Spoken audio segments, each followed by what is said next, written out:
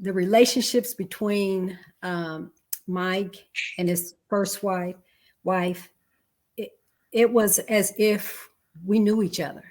Um, when I would invite the family over for dinner, she was included too to come. Um, and we've done that several times. I've been to her home. She's been to mine. When the grandkids were in sports, we were there. We had conversation. We've texted each other. We've talked to each other. I mean, I've even been to the hospital to see her.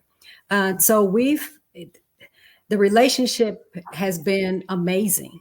It's and even Mike's wife, who passed away, the in-laws love me so much from the beginning. And our relationship just continued to grow.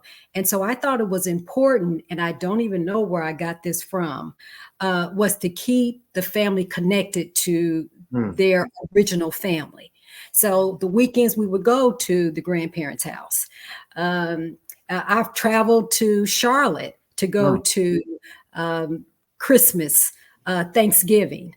And so even to this day, I have a relationship with the in-laws. When we go we just had a family reunion not too long ago, and it was as if we just started the conversation for where we left off. So it's been amazing for me that I have not had to experience any of that.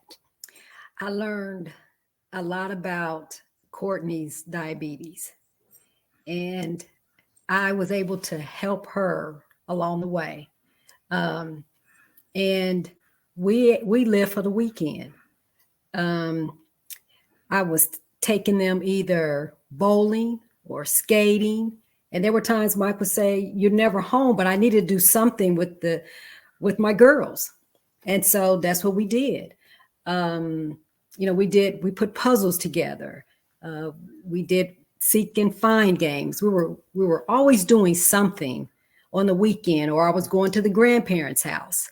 So we stayed very active. And because I taught Bible class, they were helping me with my lessons, drawing or cutting out. So they basically was with me the whole time. They were my girls. We would go get our hair done. All of us would be there together. So it was the three of us. And then there were times when I had Cortina.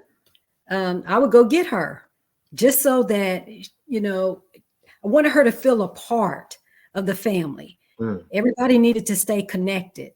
And that's what I did. I just kept the connection going with the girls. Well, cool. And then another thing, I'll just say this other thing too. Once when the kids were in school, we had a sort of a tradition.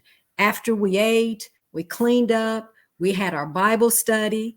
I had books, all different types of books that we could read, and then we go to bed.